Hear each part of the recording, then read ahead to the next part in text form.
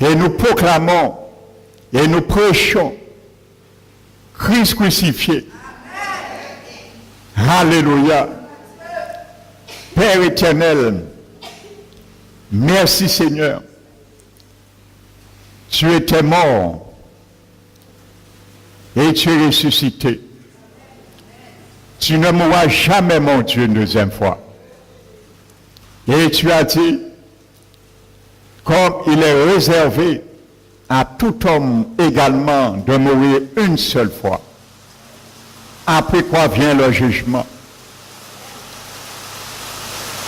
Mais toi, tu es venu une fois porter le péché de beaucoup d'hommes. Mais tu reviendras une deuxième fois, sans péché, mais pour apparaître à tous ceux qui t'attendent pour leur salut éternel. Ta parole, Seigneur, dit, d'ayez les sentiments qui étaient en Jésus-Christ, lui qui existait en forme de Dieu, ne s'est point regardé égal à Dieu, comme une proie à arracher. Mais il est devenu et il a pris la forme d'un serviteur, se rendant semblable aux hommes, et il a paru comme un vrai homme. Il s'est humilié lui-même, se rendant obéissant à la croix, jusqu'à la mort de la croix. C'est pour cela aussi, Dieu t'a souverainement élevé et t'a donné le nom qui est au-dessus de tout nom. Et par le nom de Jésus, tous genoux fléchissent dans les cieux, sur la terre et sous la terre, et au nom de Jésus, tout l'homme confesse que Jésus-Christ est Seigneur à la gloire de Dieu le Père. Nous le confessons ce matin. Nous nous prosternons, Seigneur, ce matin, devant ta majesté, car tu es ressuscité. Tu avais, Seigneur, un but à atteindre, Seigneur, dans ta résurrection. C'est pour cela, Seigneur, nous sommes heureux et dans la joie d'être au milieu de ton esprit pour nous réjouir, Seigneur, de ce que la croix a fait, Seigneur, pour nous. Nous réjouir, Seigneur, de ce que toi, tu as fait, aussi le dégât que tu as fait dans le tombeau de la mort. Car tu t'es désenglué dans les griffes de la mort. Et tu l'as laissé, Seigneur, et tu es monté au ciel. Ton Esprit Saint, l'Esprit éternel, a récupéré ton propre sang qui a coulé sur cette terre et l'a ramené au ciel. Et c'est avec ce sang même, Seigneur, tu es rentré une fois pour toutes. Et tu as obtenu une rédemption, le rachat éternel du péché de l'humanité. Alors nous te donnons gloire. Nous nous inclinons, Seigneur, devant, Seigneur, l'immensité de la grandeur de ton amour, manifesté pour nous en Jésus-Christ. Père, vraiment sois glorifié ce matin. Car si tu n'avais pas fait, nul ne pouvait le faire. Aucun ange, aucun homme. Car c'est toi qui as donné ta vie. Ce matin, mon Dieu, tu as un message sur la puissance de ta résurrection à délivrer à ton peuple, particulièrement ceux et celles qui ne te connaissent pas en vérité et en réalité. Que tu ouvres les cœurs ce matin. Et par cette même parole qui sera délivrée, que tu brises, Seigneur, comme un marteau, toute forteresse qui a été implantée dans les cœurs, Seigneur. Mais ce matin, tu es venu pour libérer et rendre libre, Seigneur, de rentrer dans ta maison, dans ta présence, Seigneur, car tu as frayé déjà un chemin, au moyen même de ton sang, Seigneur. Alors dirige le cœur, afin que le cœur ce matin soit dirigé vers toi, Seigneur, et que seul ton nom soit tout glorifié. Je m'humilie, Seigneur, sous ta main toute puissante, en tant que ton instrument, ton serviteur, afin que ton onction repose sur moi, Seigneur, et je puisse porter ta parole et ton conseil qui vient d'en haut. Je prends autorité ce matin également dans ce lieu, au nom de Jésus-Christ, de chasser tout esprit de sommeil et de distraction, tout esprit qui est venu troubler ton œuvre ce matin. Je les lis ce matin et les chasse loin de ce lieu au nom de Jésus. Marche parmi nous, Esprit du Dieu vivant, et donne gloire au Père. Par Jésus-Christ, nous avons prié. Amen.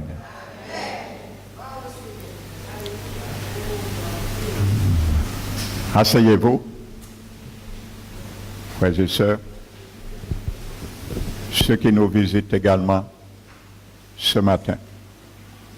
Donc soyez les bienvenus. Alléluia.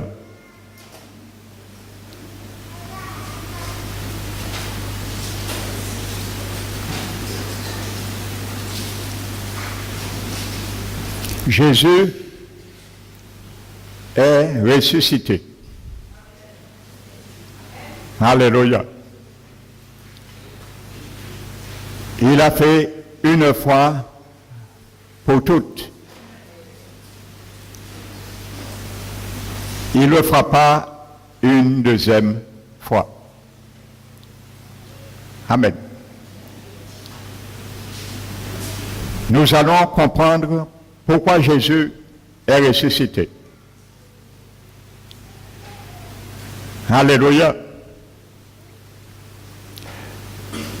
Jésus était mort pour toi et moi,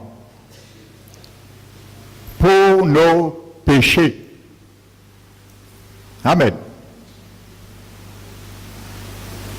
Mais il n'est pas ressuscité pour nos péchés. Alléluia. Il est ressuscité pour nous justifier devant Dieu le Père.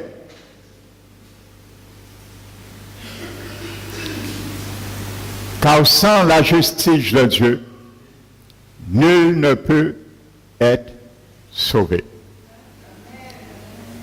C'est pour cela que Satan a voulu, dans sa tête, faire échouer le dessein de Dieu pour moi et toi. Il a envoyé des soldats veiller à ce que Jésus ne soit pas dans la tombe. Alléluia. Et je crois que dans le deuxième ciel, où se trouve sa juridiction avec tous ces démons, il a été cassé les pouces qu'on y a dit pour Jésus pas sorti. Parce qu'il savait si Jésus sautait à la croix,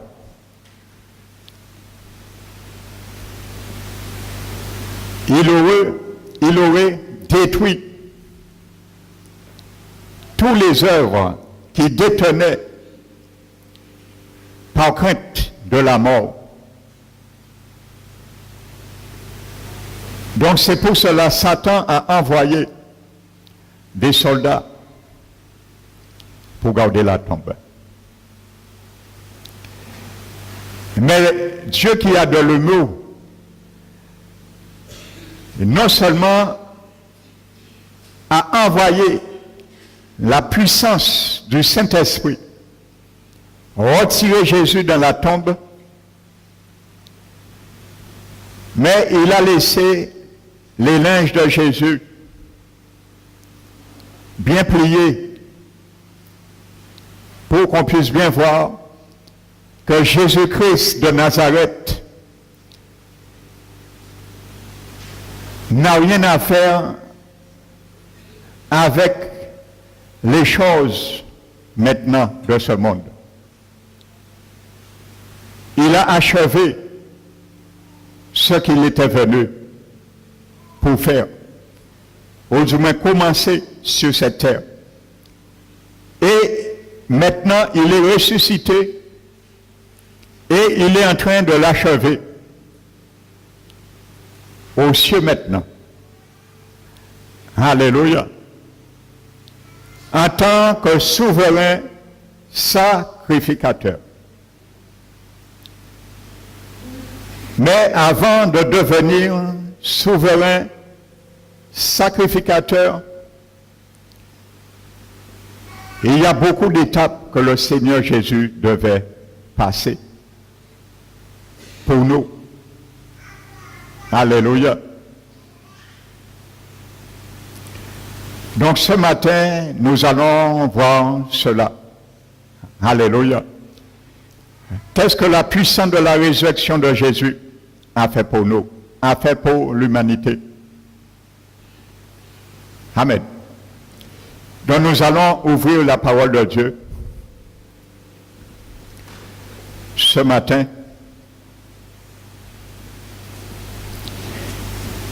Dans le livre de Lévitique, le chapitre 23.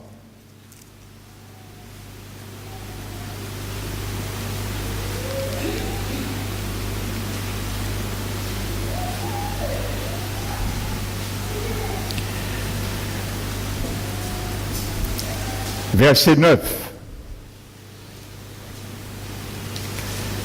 Nous allons à la genèse de cette réalité.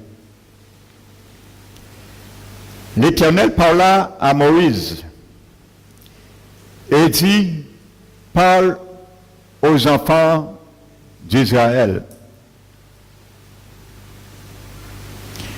Et tu leur diras, quand vous serez entrés dans le pays que je vous donne, et que vous y ferez la moisson, vous apporterez au sacrificateur une gerbe, prémisse de votre moisson.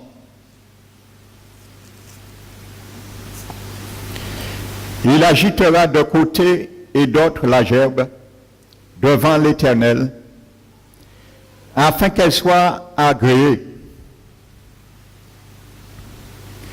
Le sacrificateur l'agitera de côté et d'autre le lendemain du sabbat.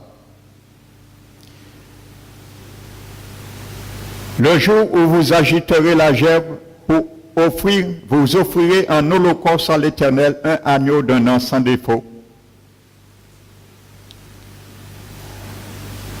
Ainsi de suite. Je m'arrête là. Quand Jésus est ressuscité,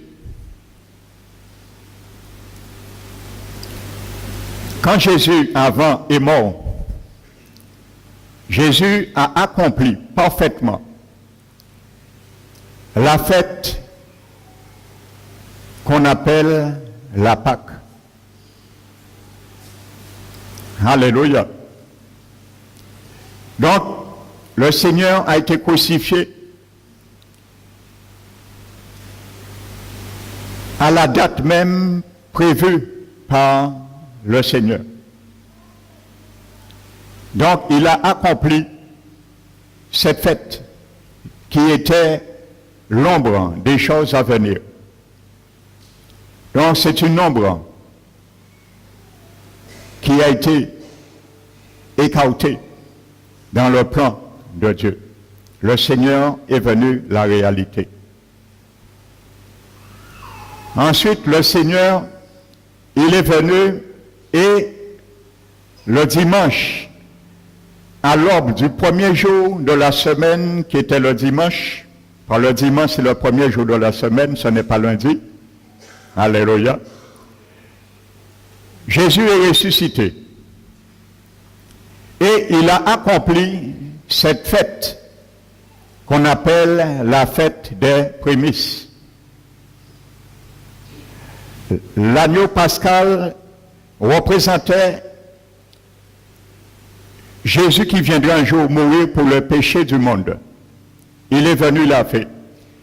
La fête des prémices que nous venons de lire dans Lévitique 23 représentait que Jésus un jour va ressusciter. Et c'est ce que Jésus a fait ce dimanche. Alléluia. La Bible nous dit que lorsque le peuple va rentrer dans le pays que Dieu lui donne,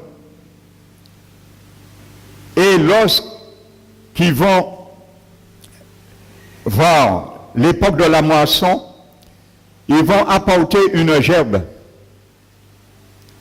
Amen.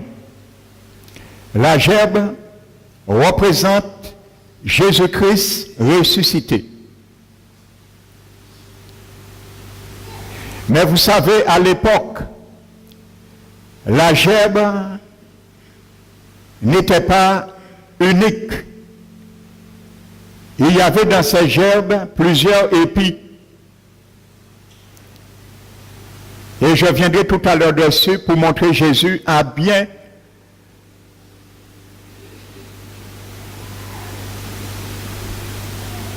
représenté, réalisé cette fête, l'a accompli.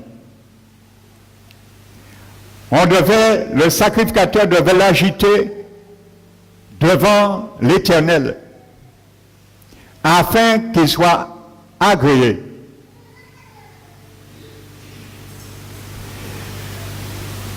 Donc le Seigneur Jésus, lorsqu'il est ressuscité, son sacrifice a été agréé. Et Paul va nous le confirmer. Ces gerbes s'appellent les prémices de la moisson. Amen. Donc quand il y a une prémisse, ça veut dire qu'il y a l'assurance que la moisson viendra derrière. Alléluia. Lorsqu'on voit un manguier fleurir, on a la garantie que si elle ne porte pas cette année, mais l'année prochaine, elle va porter. Parce qu'il y a donné un signe qu'il y aura une moisson derrière. Donc, Jésus a été les prémices de la résurrection d'entre les morts et également de la première résurrection, car il y a deux résurrections. Son sacrifice a été agréé devant le Père. Nous allons voir comment le sacrifice de Jésus en tant que cette gerbe a été agréé au ciel. Amen. Et nous sommes la moisson qui rentrera aussi dans cette même réalité. Alléluia. Nous ferons part également à la première résurrection, parce que la première gerbe a confirmé cette réalité. Jésus-Christ, ressuscité d'entre les morts. Amen. La Bible dit, de même que tous meurent en Adam, De même, tous revivons en Jésus-Christ. Alléluia. Et il y a eu un premier Adam et il y a eu un second Adam. Alléluia.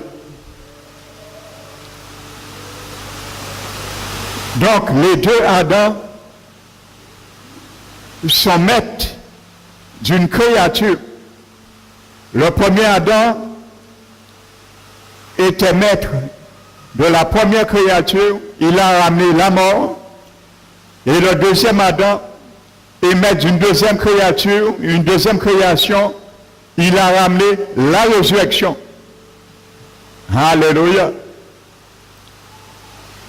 De même, tous meurent sans exception en Adam, la mort physique et la mort spirituelle, tous meurent de deux façons en Adam. La mort physique et la mort spirituelle. De même, tous revivront en Jésus-Christ, le dernier Adam. La résurrection physique et la résurrection spirituelle. Alléluia. Donc Adam a amené deux morts et Jésus a amené deux résurrections. Alléluia. Donc nous allons bien voir ceci. Alléluia. La gerbe était agitée le lendemain du sabbat, qui était le samedi. Jésus est ressuscité le dimanche, le lendemain du sabbat. Et la Bible dit dans Matthieu 28, lorsque le sabbat fut accompli, littéralement, lorsque le sabbat fut accompli, dans le littéral, lorsque le sabbat, je vous disais dimanche dernier, il y a eu deux sabbats qui étaient combinés. La traduction littérale dit lorsque les sabbats furent passés. Alléluia. Donc il y avait deux sabbats, je l'expliquais, combinés. Le samedi et la Pâque. Alléluia. Ou la fête des prémices. C'était un grand jour que la Bible appelle ça. Donc la Bible dit, Jésus est ressuscité le lendemain du sabbat, le dimanche. Il a été les prémices et il n'est pas ressuscité uniquement parce que la gerbe qu'on agitait tournoyait à droite à gauche devant Dieu pour l'agréer, n'était pas seul, il y avait des épis. Et Jésus n'est pas ressuscité seul, il a bien accompli cette fête. Nous allons le voir. Il y a eu plusieurs saints dans l'Ancien Testament qui étaient déjà morts, peut-être des millénaires, des décennies, ils sont ressuscités avec Jésus. Donc Jésus a bien accompli. Et ces saints dans l'Ancien Testament représentent les prémices de l'Ancien Testament. Alléluia. Il y aura une moisson à venir de ces saints de l'Ancien Testament. Comme il y aura aussi une moisson de les saints de cette dispensation. Si on peut dire l'époque vétérotestamentaire, l'Ancien Testament, et l'époque néo-testamentaire, le Nouveau Testament. Parce que nous aussi, nous sommes les prémices de cette génération recréée en Jésus. Mais les prémices de l'ancienne génération sont déjà passées par une vraie résurrection. Alléluia. La Bible parle de cette moisson pour les anciens, les patriarches, ceux qui sont morts dans la foi. La Bible le décrit dans l'Apocalypse. Et il y a un moment, ils sortiront dans les tombeaux. Ça, c'est la moisson. Mais ce n'est pas le message aujourd'hui. Le message, c'est la puissance de la résurrection de Jésus. Donc Jésus a été cette gerbe qui a été ressuscité. Il avait dit dans Jean 12, il a dit, si le grain qui tombe à terre, le grain de blé qui tombe à terre ne meurt, il demeure seul. Mais s'il meurt, il porte beaucoup de fruits. Jésus a été ce grain de blé qui est tombé par la mort de la croix. Il a été enseveli et il a été la germe ressuscitée et qui a porté déjà plusieurs épis. Et il y en a d'autres qui viendront après. Donc voici ce que Jésus a accompli. Premièrement, la résurrection de Jésus. Amen. C'est quelque chose, on ne parle pas beaucoup de cette fête. Le dimanche de Pâques. L'accomplissement de la fête des prémices. Mais c'est ce que Jésus a accompli, premièrement. Parce que s'il n'y a pas de prémices, il n'y a pas de moisson. Si Jésus n'était pas ressuscité, nous sommes encore dans nos péchés et notre foi est vaine, a dit l'apôtre Paul dans 1 Corinthiens 15. Alléluia. Donc Jésus a été la gerbe et les prémices de la première résurrection. Alléluia.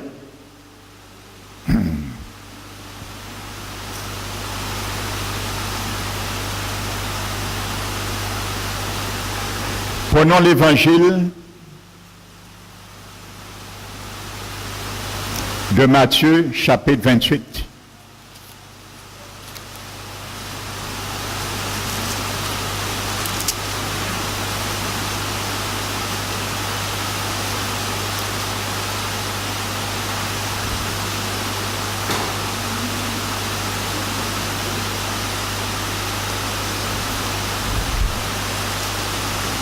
Au chapitre 27, pardon.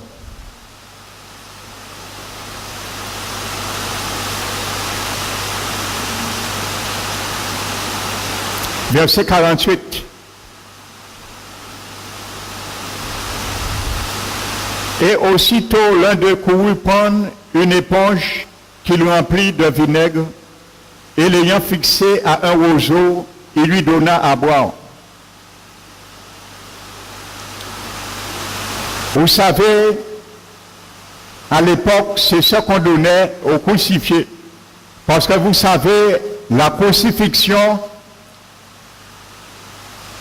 était une sentence les plus cruelles qui existait avant. Et c'était fait volontairement afin que le coupable ne meure pas tout de suite. La manière qu'ils étaient mis sur la croix, sur le poteau, était fait volontairement afin que le coupable puisse mourir à petit feu dans la souffrance et particulièrement par suffocation. Donc c'était pénible. Le crucifié pouvait rester quelques heures, mais voire quelques jours avant de mourir. Frères et sœurs.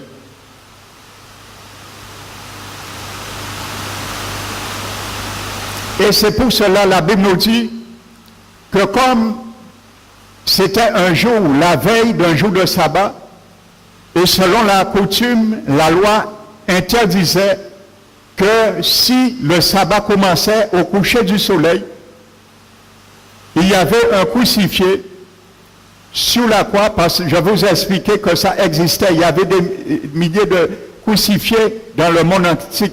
Ça existait. Donc la loi mosaïque demandait, interdisait que lorsqu'il y avait la veille d'un jour sabbat, que ça soit hebdomadaire ou annuel, qu'il n'y ait pas de crucifié sur la croix.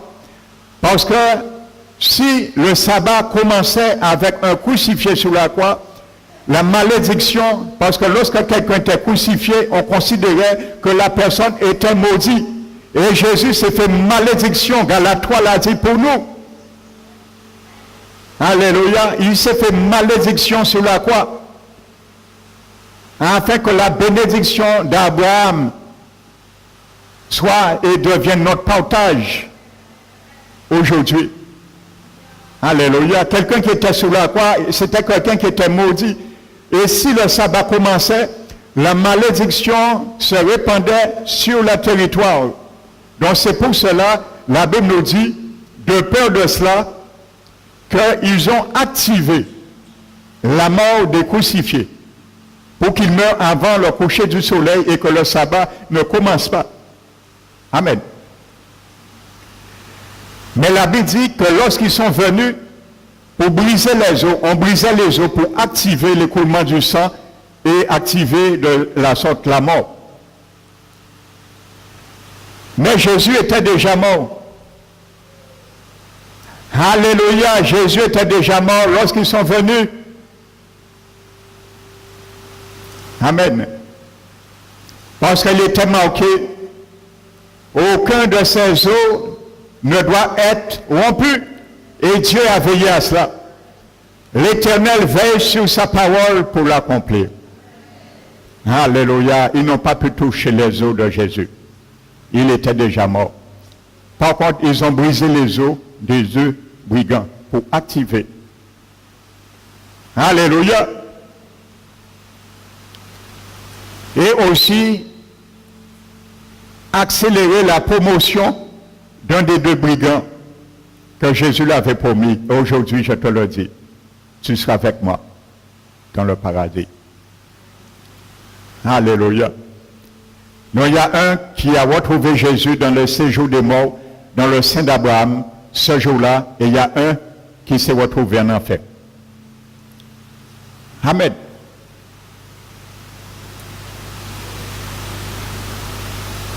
Donc, ça prouve que malgré la puissance, ce que la puissance de la croix a fait pour l'humanité, et il y a une partie qui vont se trouver en enfer, et il y a une partie qui vont se trouver au ciel. Alléluia. Jésus était au milieu. Et Jésus est le centre de toute vie. Si tu le rejettes, ce que la croix, la puissance de la croix a fait, tu iras en enfer. Comme le brigand qui s'est justifié, il a refusé la grâce de Jésus.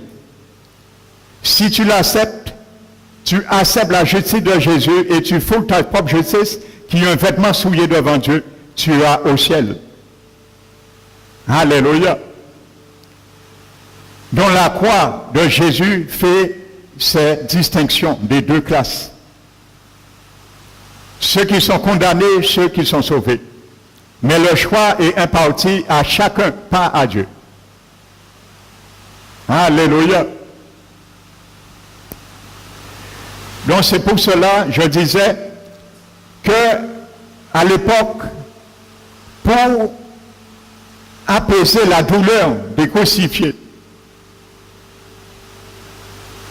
on faisait une sorte d'anesthésie qu'on appelle une drogue. C'était une forme de drogue. Et on prenait du miel, du vin avec mêlé, du miel, du vinaigre, du fiel, et on faisait boire le crucifié. Et ça anesthésiait ses douleurs. Et il pouvait mourir sans rien sentir. Comme aujourd'hui, lorsqu'on subit une opération chirurgicale, on passe parfois par une anesthésie. Mais Satan a voulu anesthésier Jésus. Il partait qu'à des modes. Il a voulu l'anesthésier pour qu'il oublie l'objectif, la raison et la cause pour laquelle il était sur la croix. Mais Jésus a refusé, dans toutes ses souffrances, il a refusé, il a refoulé ça, parce qu'il a pensé à moi. Il a pensé à toi. Et il a dit, si je m'anesthésie, je ne vais pas accomplir parfaitement le plan de mon Père. Je dois subir la souffrance. Parce que je dois porter toutes les souffrances de l'humanité. Alors j'accepte, même à être abandonné et rejeté du Père. Il a refusé. Alléluia. Donc je continue dans Matthieu 27. Mais les autres disaient, laisse, voyons si Élie viendra le sauver. Jésus poussa de nouveau un grand cri et rendit l'esprit. Voici le voile du temple se déchira en deux. Alléluia. Depuis le haut jusqu'en bas, la terre trembla, les rochers se fendirent. Je vais durant les dimanches vous démontrer et vous enseigner pourquoi le voile a été déchiré. Parce que Jésus, dorénavant, allait rentrer pour officier dans un ministère autre que sauveur. Alléluia. Il est passé, il a accompli le ministère en tant que sauveur, mais il devait accomplir et passer maintenant officier dans un deuxième ministère qui est le ministère de souverain sacrificateur. Et c'est ce qu'il est aujourd'hui. Amen. Parce que le voile a été déchiré. Maintenant, c'est lui qui va rentrer là, une fois pour toutes. Aucun homme aura encore cet office. Il va abroger définitivement cet office. Et c'est lui qui prendra aussi le relais. Mais ça, je viendrai dimanche prochain sur cela. Amen. C'est une des raisons de la résurrection de Jésus. Mais je reste sur les épis. Verset 52. Les sépulcres s'ouvrirent, les tombeaux. Imaginez-vous, frère, Jésus prouve quelque chose qu'est en part un beau parleur. Un monde qui te bas blague, les était cité. Jésus disait, je suis la vie, la résurrection et la vie. Et Jésus a bien démontré qu'il est la résurrection et la vie. Vous imaginez, il y a des gens qui s'étaient morts, peut-être depuis au temps de Moïse, depuis au temps d'Abraham. On les appelle les saints de l'Ancien Testament. Leur corps était déjà dans la poussière. Peut-être même leurs os, certains, avaient déjà disparu pendant des millénaires. La Bible nous dit que ces saints, les tombeaux s'ouvrirent. Il y a certaines personnes, ils pensent que s'ils sont incinérés, que c'est fini, ils ne reviendront plus. Surtout si ce sont des gens qui ont fait du mal, comme on dit. Alléluia, parce qu'il y a le monde qui aime faire mon mal, comme il croit dire avant. Fait sorcier, ainsi de suite. Alors nous savons que quand on a tellement fort, nous quand incinérer, et comme ça, il est fin. Même le purgatoire, PKP, agit ici. Mais premièrement, le purgatoire n'a jamais existé. Et le purgatoire ne va jamais exister. Parce que si le purgatoire existait, Jésus l'aurait montré dans la Bible. Mais Jésus a montré deux choses qui existent dans l'au-delà, c'est l'enfer et le ciel. Et il n'y a pas de purgatoire. C'est un mensonge et un poison du diable pour emmener des gens en enfer et ne jamais ressortir. Et deuxièmement, même si tu te fais incinérer, le Seigneur a la maquette d'origine.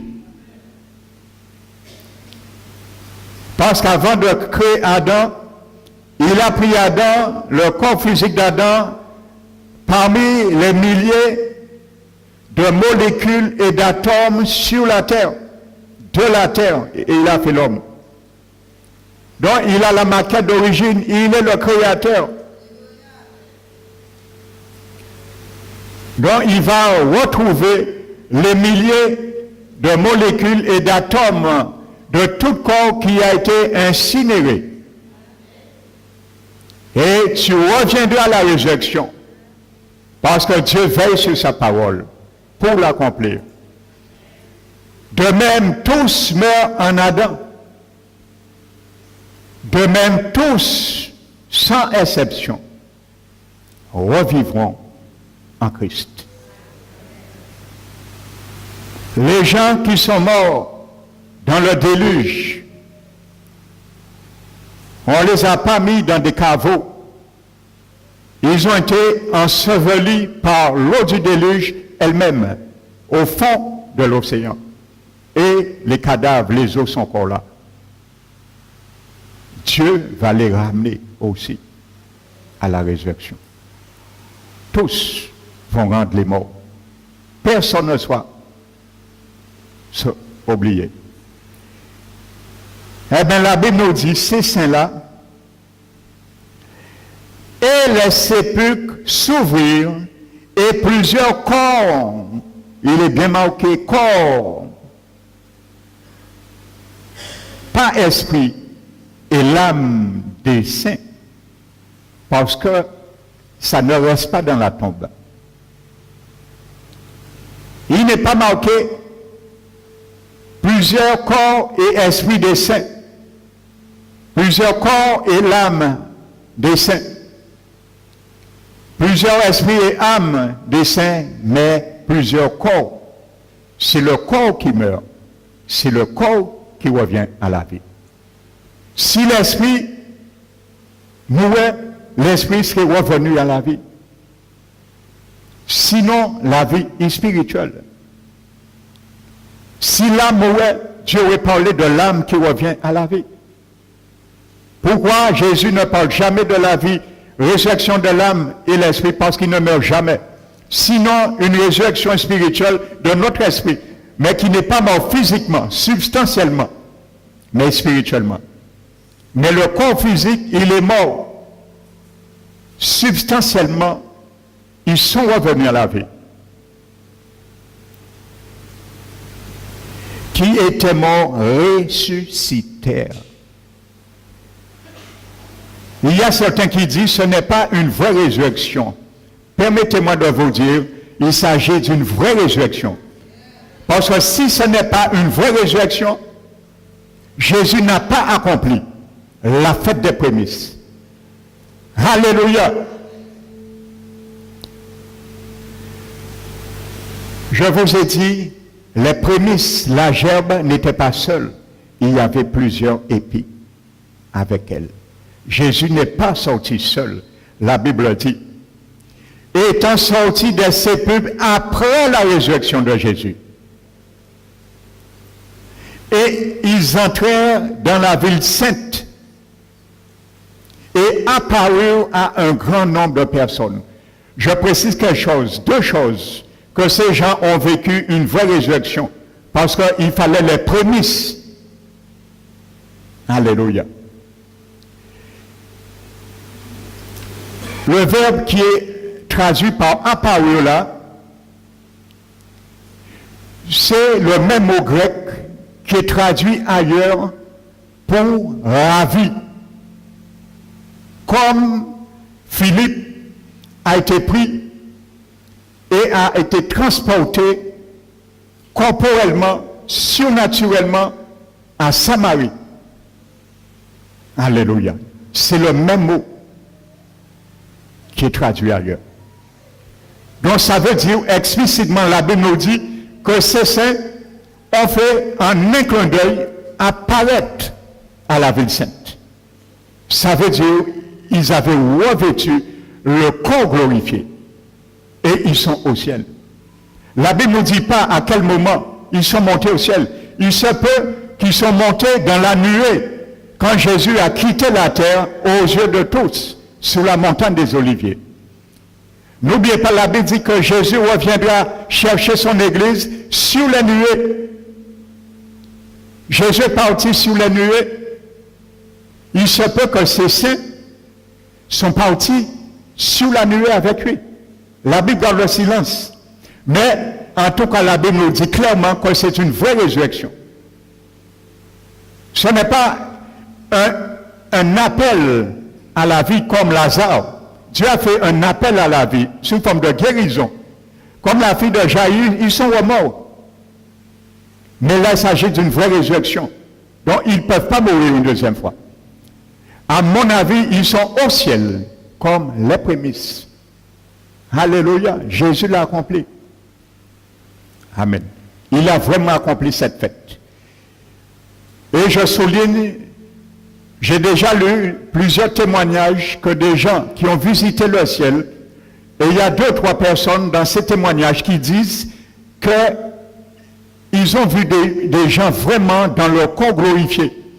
Et ils font toujours la différence que je parle avec un esprit désincarné, quelqu'un qui est mort, mais son esprit et son âme. Ils parlent avec une âme, avec un esprit désincarné. Mais ils disent qu'ils font la distinction entre certains, et il y a certaines personnes qui ont déjà leur corps glorifié au ciel. Donc ils prouvent bien cette réalité. Amen. Des gens vraiment avec des corps glorifiés. Amen. Donc nous n'allons pas chercher à savoir à quel moment ils sont partis ou pas, mais cherchons à connaître et accepter que Jésus dit ils sont ressuscités. Alléluia. Et ils ont connu une vraie résurrection. Amen. Et je m'arrête sur cela. Amen. La Bible dit, même s'il y a des choses qui dépassent notre raison, ça ne veut pas dire qu'elles ne sont pas réelles. Amen. Donc, ils ont subi la vraie résurrection avec Jésus. Ils sont les prémices des saints dans l'Ancien Testament. Nous ne savons pas qui sont parmi ces saints. Selon l'écrit de Joseph qui me vient en mémoire, vous savez, ce sont les écrits, selon les écrits de Joseph Fabius, un historien chrétien qui a vécu au 1er siècle, au temps de Jésus. Il dit dans ses écrits que semblerait-il que ces saints étaient au nombre de 120. Au nombre de 120. Amen. Alléluia. Il n'y a pas de hasard. Supposons que c'est bien fondé. Les disciples qui ont formé les prémices de cette nouvelle moisson, les chrétiens, ils étaient à 120 le jour de la Pentecôte. Alléluia. Donc voyez bien cette réalité. Les prémices de l'Ancien Testament et les prémices de la Nouvelle Alliance. Bien qu'ils ne sont pas ressuscités, mais ils étaient 120. Et nous allons le voir, l'Église aussi, les chrétiens sont les prémices également. Alléluia.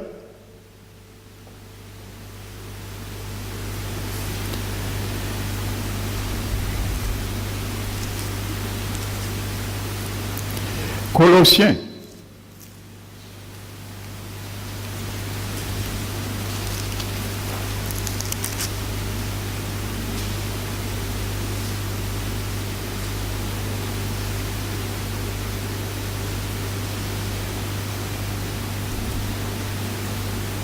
Plutôt 1 Corinthiens 15.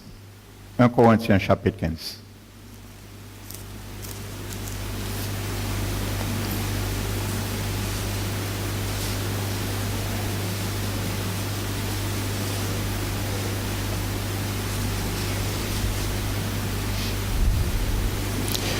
Paul le confirme, verset 20. Mais maintenant Christ est ressuscité des morts. Il est les prémices de ceux qui sont morts. Alléluia. Il est les prémices de ceux qui sont morts. Vous voyez, il accomplit cette fête que Paul savait et connaissait, parce qu'il était juif, observait lui-même. Verset 21, car puisque la mort est venue par un homme, c'est aussi par un homme qu'est venue la résurrection des morts. Et comme tous meurent en Adam, de même aussi tous revivront en Christ. Alléluia. Mais chacun en son rang. Amen. Il y a plusieurs rangs. Christ comme prémisse, puis ceux qui appartiennent à Christ lors de son avènement. Ensuite viendra la fin, ainsi de suite. Donc Christ a été les prémices. Alléluia. Il y aura ensuite ceux qui lui appartiennent lors de son avènement, quand il viendra chercher son Église. Amen. Et nous sommes également les prémices du Seigneur. Parce que Paul le dit dans le livre de Romains chapitre 11. Alléluia. Il dit que si les prémices sont saintes, en parlant de Jésus, la masse l'est aussi.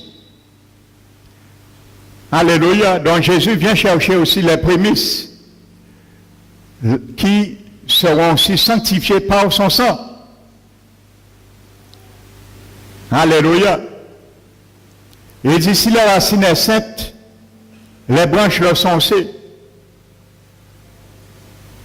Amen. Et la Bible dit ici, quelques-unes de ces branches ont été retranchées, et si nous, qui sommes l'olivier sauvage, a été greffé à leur place, de nos points, et devenus participants à la racine nourricière. Alléluia. Quand Jésus nous greffe sur vraiment la puissance de sa résurrection, nous devenons participants à la racine nourricière. Donc Jésus est la racine, nous prenons vie en Jésus-Christ. Tout ce que nous mangeons vient de la racine de Jésus. Et spirituellement, tout ce que nous mangeons vient de Jésus, la racine. C'est là qui donne la vie d'un arbre. Si vous coupez la racine, l'arbre dessèche, trop tard il tombe. Alléluia. Lorsque nous sommes venus participants de la racine nourricière, tout ce que la racine fait, nous faisons également. Parce que c'est là notre vie est maintenant hantée, greffée. Nous étions un olivier sauvage. Il nous a greffé là maintenant. Il nous a retiré dans la vie nous étions. Dans la racine, le fondement de la racine nous étions. Et nous a incorporés par la puissance du greffe, du Saint-Esprit de Dieu, qui a consolidé. Alléluia. La greffe, l'Esprit de Dieu. Parce que lorsque le sang de Jésus est appliqué dans un cœur, l'Esprit de Dieu commence à faire son œuvre. Pas avant. L'Esprit de Dieu ne fait aucune œuvre à l'intérieur d'un corps, d'un cœur intérieurement, si au préalable le cœur n'est pas purifié par le sang de l'agneau. Alléluia. Alors il nous dit bien que si nous sommes venus et nous avons été greffés à la place de ces branches qui ont été retranchées, de ne pas nous glorifier aux dépens d'eux. Mais si nous avons sujet à nous glorifier, de nous glorifier plutôt que ce n'est pas les branches qui portent la racine, mais la racine qui porte les branches. Jésus qui nous porte. Alléluia. Donc Paul le dit, Jésus est ressuscité. Il est les prémices. Dans ces gerbes qu'agitait le sacrificateur, comme nous l'avons vu dans Lévitique, suggère une idée de pluralité. Il n'était pas seul, il y avait des saints dans l'Ancien Testament. Ce n'est pas pour faire de belles images, Dieu a mis ça, c'est une réalité. Dieu voulait montrer cette réalité, que la moisson, que nous ne mourrons pas avec une fausse espérance. Et que nous ne devons pas nous lamenter, nous assister, comme Paul dit, comme ceux qui n'ont pas d'espérance, de peur de la mort. Si on n'est pas en Christ, on n'a pas fait paix avec Dieu, on a sujet à de craindre la mort. Parce que là, après, c'est le tourment éternel. Mais pour un saint, un chrétien, il n'a pas à craindre la mort. Parce que la mort, pour lui, c'est un gain. Parce que ses œuvres même vont le suivre après la mort au ciel. Il va continuer à servir son Seigneur au ciel. Alléluia. Donc nous n'avons pas à nous lamenter. Parce que Jésus est passé par là. Jésus a goûté la mort. Jésus a été dans la mort. Jésus est rentré dans la mort. Il est rentré. Il a communiqué avec la mort. Avec tout ce que la mort détenait. Il est passé par là. Il a frayé le chemin et il a ouvert le voile et déchiré. Maintenant, nous pouvons passer outre et avoir cette espérance. Et professons cette espérance dans nos vies.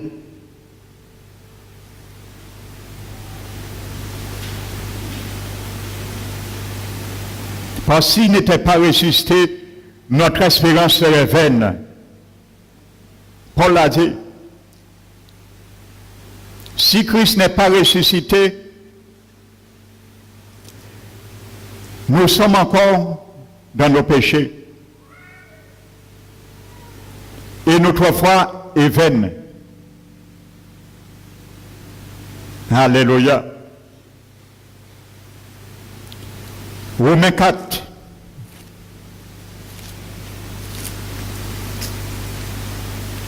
Verset 25.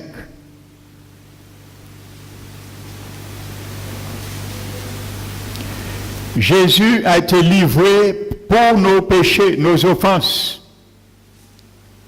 Mais il est ressuscité pour notre justification. Alléluia. Ça, nous allons le comprendre, l'interpréter dans son office souverain sacrificateur. Comment il est venu nous justifier. Amen.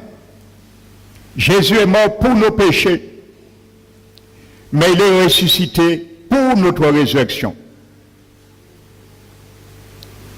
Alléluia. Donc si Jésus n'était pas ressuscité, Même si il était mort pour nos péchés, nous serons restés dans la tombe.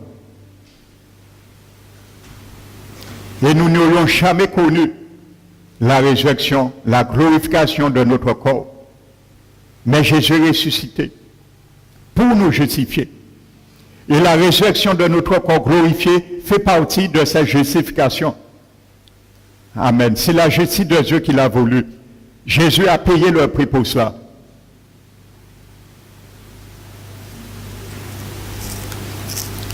Alléluia.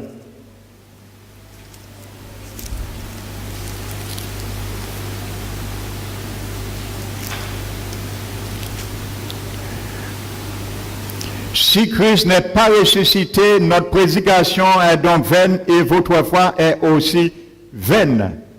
Il se trouve même que nous sommes de faux témoins à l'égard de Dieu, puisque nous avons témoigné contre Dieu qu'il a ressuscité Christ, tandis qu'il ne l'aurait pas ressuscité si les morts ne ressuscitaient. Point.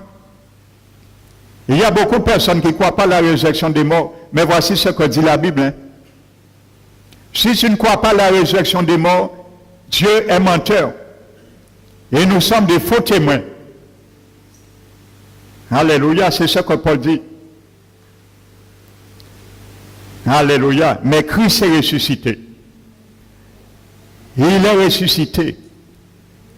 Frères et sœurs.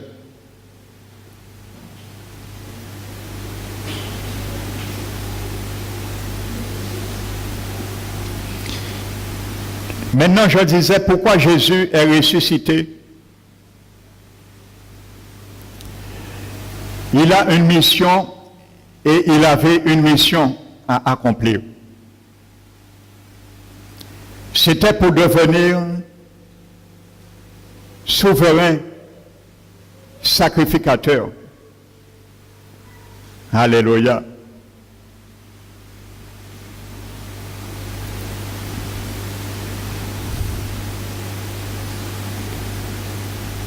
Prenons Hébreux chapitre 10.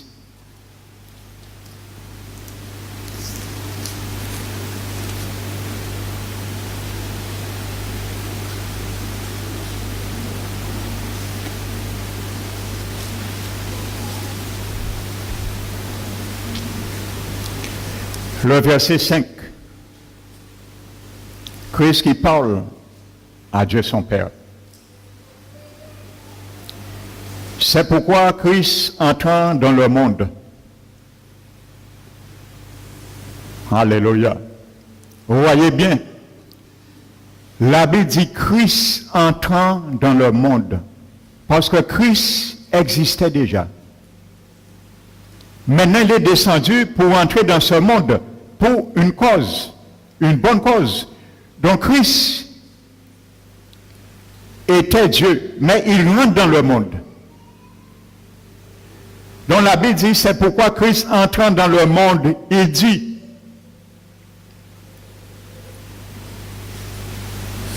tu n'as voulu ni sacrifice, ni offrande. Il parle au Père. Ni holocauste, ni sacrifice pour les péchés. Mais tu m'as formé un corps. Donc Christ vient dans le monde. Christ est Dieu. Christ est le Créateur. Christ est la parole. Il a tout créé. Sauf lui. Parce qu'il ne peut pas être une partie de lui-même, de sa créature. Comme les sectes disent que Jésus est une partie de sa création, pour ne pas admettre la divinité de Jésus. Mais un jour, Jésus sera devant eux en chair et os. Et Jésus qui dit, mon ami, me voici devant toi. Alors plaide ta cause. Sans mon sang. Et il y a que plaider.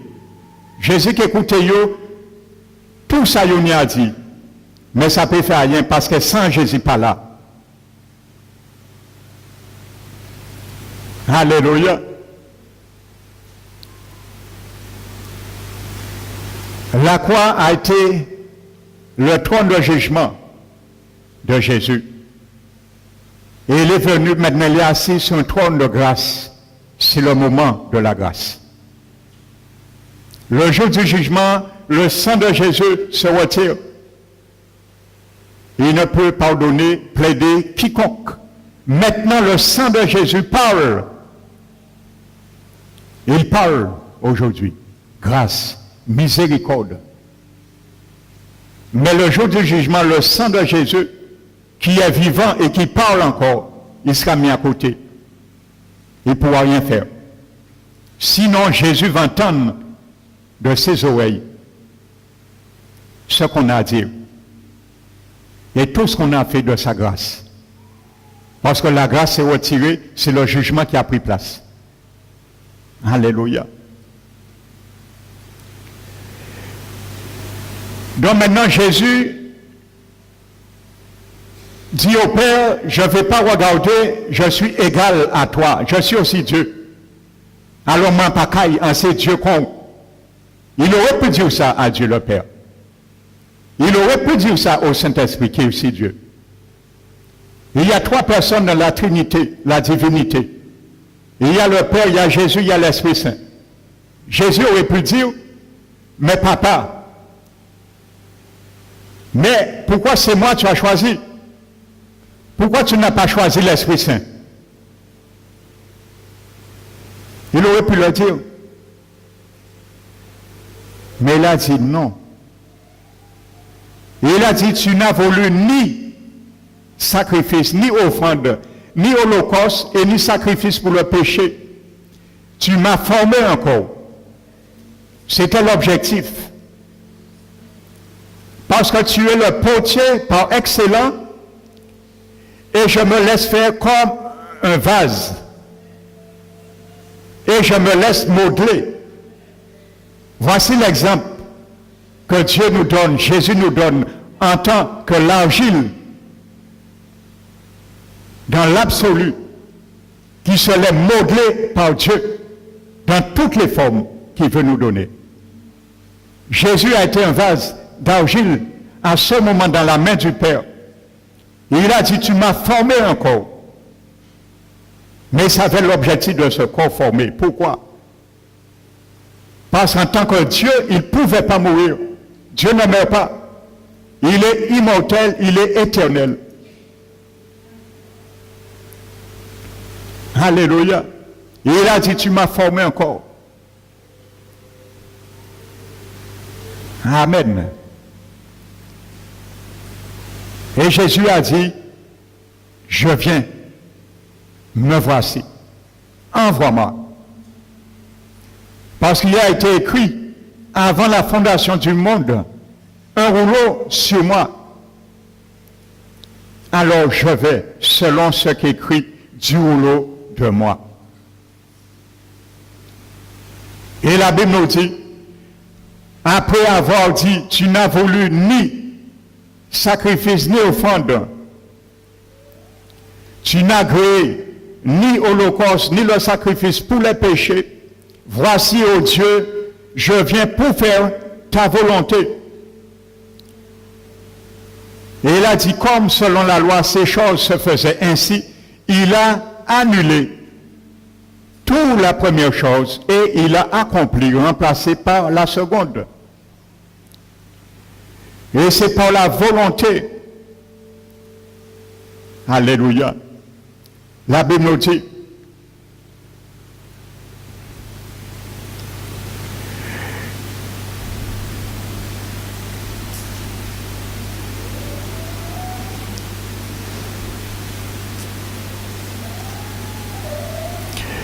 et c'est en vertu de cette volonté que nous sommes sanctifiés par l'offrande du corps de Jésus une fois pour toutes. Il fallait que Jésus vienne mourir. En vertu de cette volonté, nous sommes sanctifiés une fois pour toutes, car Jésus a remplacé les sacrifices, les holocaustes, les offrandes qui se faisaient. il a aboli et il a remplacé par son propre sacrifice. L'offrande de son corps. Alléluia. La Bible nous dit que c'est par le sang. La vie de l'âme se trouve dans le sang. Lévitique 17. C'est pour cela que je voulais donner à l'autel, afin qu'elle serve d'expiation pour vos âmes. Car c'est par la vie que le sang fait l'expiation, propitiation. C'est par la vie que le sang fait propitiation, échange. Donc il faut une vie pour que le sang coulé de cette vie fasse échange et rachète la chute. Le sang de Jésus l'a fait. Il est monté sur la croix pour cela. Il a coulé son sang. Et l'Esprit éternel de Dieu a récupéré son sang et il l'a ramené au ciel. Et quand Jésus est ressuscité, nous allons voir dimanche qu'est-ce qu'il a fait avec ce sang. Alléluia. Ce n'est pas pour rien, la Bible nous dit que le sang de Jésus est au ciel. Il parle. Le sang est vivant. Alléluia. Le sang de Jésus est vivant. Un jour, lors d'une délivrance, il y a des démons qui habitaient le corps. Lorsqu'on a proclamé le sang de Jésus, les démons ont commencé à dire, le sang de Jésus est vivant. Le sang de Jésus est chaud parce qu'il est vivant. Le sang de Jésus est chaud. Lorsqu'un sang est chaud, c'est parce qu'il y a la vie encore. Suivez quelqu'un. Vous allez voir le sang qui coule au début est chaud. Après quelque temps, quand il est coagulé, il devient froid. Le sang de Jésus est chaud. Il est vivant. Il a tourmenté les démons. Alléluia.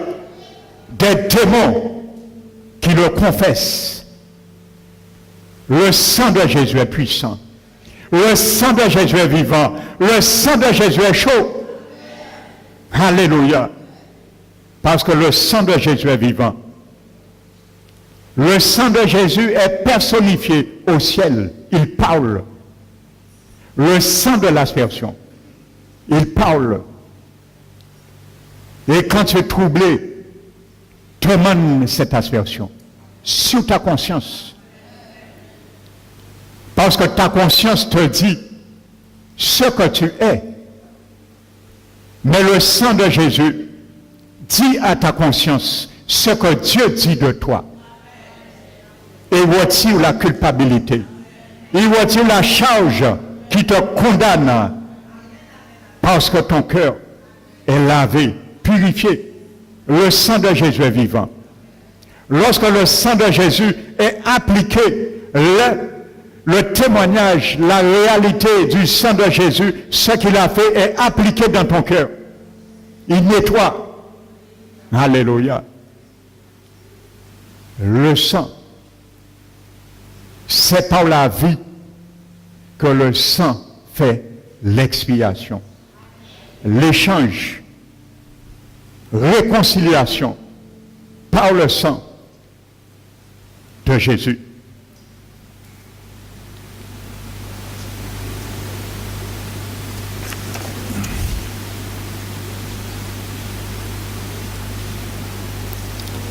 Amen.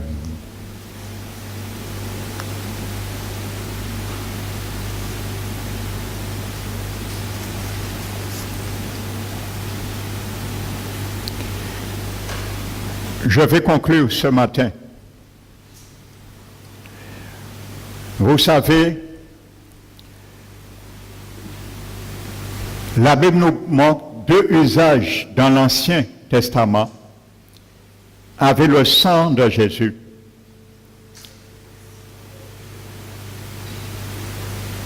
lorsque le sang coulait sur l'autel d'Holocauste,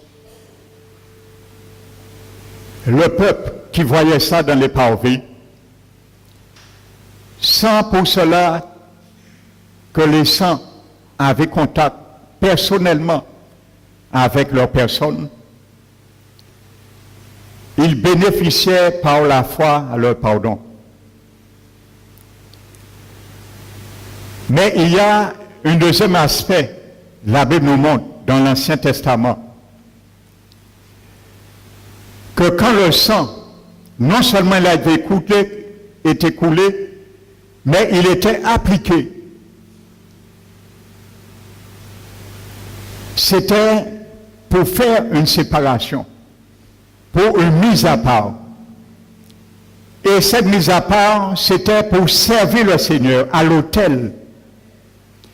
Et non seulement servir le Seigneur à l'autel, mais en dehors de l'autel, servir le Seigneur à travers les hommes. Alléluia. Et la Bible nous montre dans la consécration des sacrificateurs, le Seigneur prenait le sang, ordonnait qu'on prenne le sang, qu'on l'appliquait. Ça, ce n'était pas pour le pardon des péchés. La puissance du sang qui représentait un jour l'œuvre que Jésus ferait aussi à partir de son sacrifice. On appliquait le sang sur le lobe de l'oreille droite du sacrificateur. On appliquait le sang sur le pouce de la main droite du sacrificateur. Et on appliquait le sang sur le gros orteil du pied droit du sacrificateur. Et ensuite, il était consacré pour servir les seigneurs à l'autel. Là, le sang avait touché et pour une mise à part. Aujourd'hui, la Bible nous dit que le sang des animaux qui n'avaient pas certaines vertus, nous, dans cette génération, Jésus applique son sang sur notre conscience pour laver notre conscience, pour nous rapprocher de Dieu. Mais Hébreux 10 nous dit bien, afin que vous serviez le Dieu vivant. Donc chacun de nous sommes également un sacrificateur, celui qui doit servir le Seigneur à l'autel de communion, avoir une communion avec le Seigneur, parce que le sang de l'agneau est appliqué sur nous.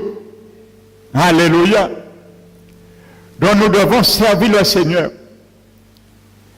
Nos oreilles sont aspergées, doivent être aspergées sans cesse par le sang de l'agneau, pour que nos oreilles soient éveillées, comme les oreilles d'un disciple, pour entendre la voix du Saint-Esprit, et non d'autres voix. Pour entendre des choses qui viennent de Dieu, et non entendre des commérages, des choses impures qui ne viennent pas de Dieu. Lorsque nous sentons que nos oreilles commencent à se salir, réclamons l'aspersion du sang de l'agneau. Il va l'asperger sur le lobe de notre oreille droite, afin que nous retenions encore l'attention de la voix du Saint-Esprit. Le sang de Jésus est aspergé. Cherche que le sang de Jésus soit aspergé sur le pouce de ta main droite. Pourquoi la main droite? La main droite, à l'époque, était la main favorite pour bénir, pour prier et pour élever, ainsi de suite. La main droite. Afin que notre main soit sanctifiée et lavée avec le sang. C'est pour cela que la Bible dit dans la bouche des prophètes que de nous laver. Alléluia. Afin que nous puissions accomplir les actes. La main, c'est les actes. C'est pour ça que le Seigneur sanctifiait la main du sacrificateur. Parce qu'il officiait à l'autel la main pour les actes, pour servir le Seigneur. Les actes, les moyens qu'il nous donne. Lorsque ça nous manque, réclamons le sang de l'aspersion sur nos mains. Quand nous sentons que nos mains commencent à être souillées, réclamons le sang de l'aspersion. Alléluia. Et réclamons aussi, en tant que sacrificateur du sacerdoce royal éternel de Jésus, l'aspersion du sang aussi sur nos pieds. Lorsque ça nous manque. Lorsque nous sentons que nos pieds commencent à dévier des sentiers antiques de la bonne voie et aller à droite ou à gauche, tergiverser, réclamant l'aspersion du sang sur nos pieds afin de reprendre la bonne route qui conduit au ciel. Alléluia. Et continuons à servir le Seigneur à l'autel. Amen. Nous sommes tous appelés à servir le Seigneur. Ce n'est pas le pasteur Emmanuel qui est amené à servir le Seigneur. C'est chacun de nous, individuellement. Quand tu portes la parole à ceux qui meurent, tu sers le Seigneur à l'autel. Quand tu fais du bien à celui qui en a besoin, tu sers l'Éternel à l'autel. Quand tu portes une bonne écoute à ton oreille, à ceux qui souffrent, tu sers le Seigneur à l'autel. Quand tu donnes un bon conseil à celui qui te demande, tu sers le Seigneur à l'autel. Donc exerçons ce service. Parce que si par l'Esprit éternel, le sang de Jésus, qui purifie notre conscience des œuvres mortes, afin que nous servions le Dieu vivant. Les œuvres mortes, les œuvres qui n'ont aucune valeur devant Dieu. Alléluia. Des œuvres de la tradition, ça s'appelle les œuvres mortes, qui viennent des faux dieux, parce que ces dieux sont morts. Il n'y a aucun Dieu qui est vivant. Il y a un seul Dieu qui est vivant, qui est réel, c'est l'Éternel. Tous les autres dieux, ce sont des faux dieux de l'imagination des hommes, faits de main d'hommes. Ils sont morts. Et ils peuvent contribuer aux hommes. Ce sont des œuvres mortes qui amènent à la mort. Mais nous servons le Dieu vivant. Parce que notre conscience a été purifiée par le sang de l'agneau pour cela. Et le sang est vivant. Le sang ne se sèche pas, ne s'évapore pas, le sang de Jésus. Ne s'évapore pas, il ne sèche pas et il ne se coagule pas. Il est vivant. Alléluia. Donc que le nom du Seigneur soit glorifié. S'il y a ce matin quelqu'un dans la salle, il veut bénéficier de l'aspersion du sang de Jésus. Parce que Jésus, s'il n'était pas ressuscité, ça n'aurait eu aucune valeur pour nous. Si Jésus était mort dans la tombe, il n'était pas ressuscité, le sang que l'Esprit éternel a récupéré et a amené au ciel serait aujourd'hui, au XXe siècle, coagulé. Ça n'aurait eu aucun effet. Alléluia. Vous savez, quand la Bible dit que si nos péchés sont noirs comme le cramoisi,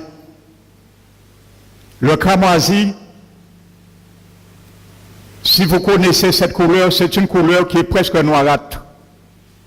C'est un rouge qui décrit du sang artériel. Le sang artériel est presque comme du cramoisi. La couleur de pourpre est presque similaire. Dieu dit, il le blanchit comme la neige et comme la laine. Parce que le sang de Jésus est puissant. Alléluia.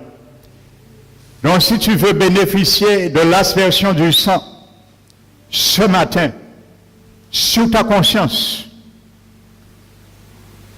et prends ça comme sérieux, le sang de Jésus n'a pas coulé en vain, il est encore là. Il a été récupéré. La Bible dit qu'avec son propre sang, il a aspergé au ciel. Parce que tout le sang de Jésus était vidé de son corps. Lorsqu'on a percé son côté, le sang a coulé. Alléluia.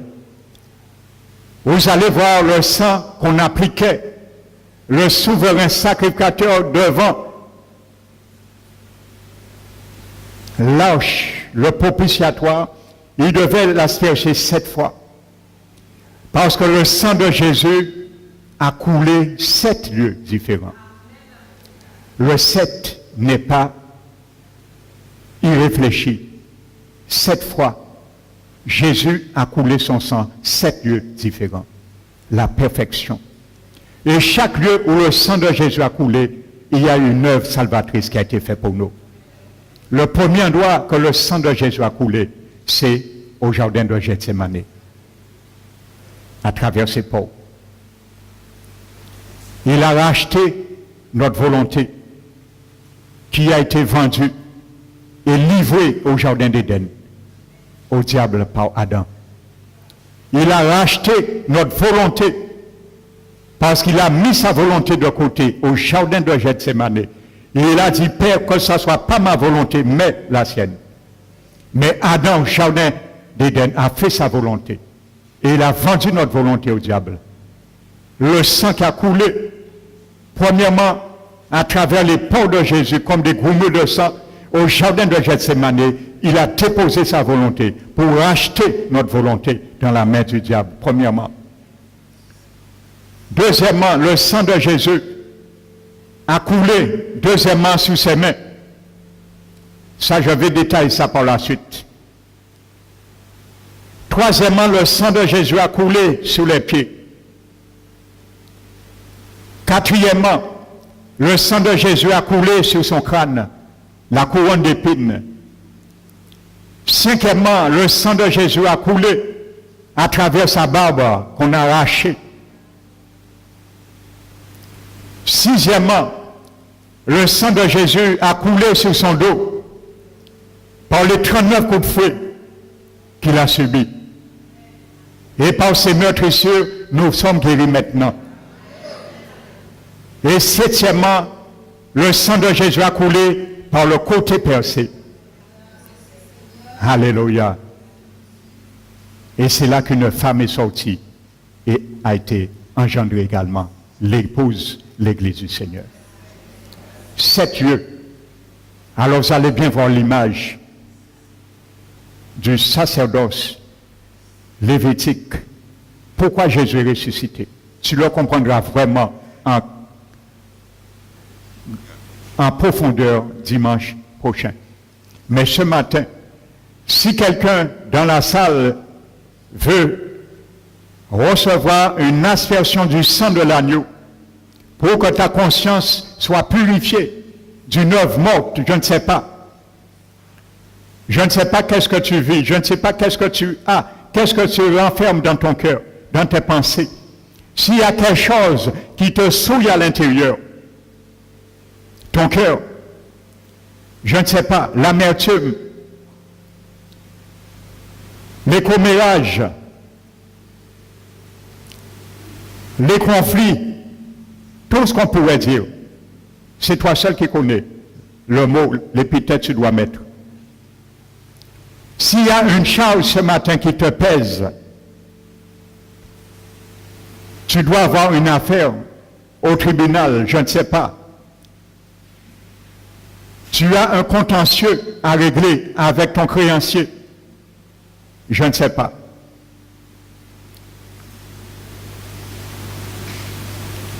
Si tu n'es pas dans la paix, on t'a dit que tu as une maladie, tu ne sais pas encore l'aboutissement de la chose, c'est en suspens.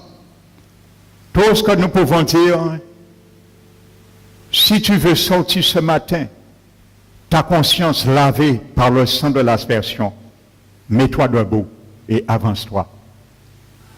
Afin que le Seigneur puisse appliquer la puissance du sang sur toi. Alléluia. Ce n'est pas une demande à recevoir le Seigneur. Je reformule différemment pour peut-être ceux qui n'ont mal compris. Ce n'est pas un appel à la repentance, au salut que je fais. Alléluia. Si tu veux recevoir le Seigneur Jésus aussi dans ta vie, tu peux le faire aussi aujourd'hui. C'est le moment favorable. Alléluia. Mais si tu veux ce matin bénéficier de cette assertion, le Seigneur te garantit, parce que nous sommes ceux qui bénéficient, Jean l'a dit dans son épître, de l'aspersion du sang. Alléluia. Donc je vais prier pour ceux et celles qui se sont avancés. C'est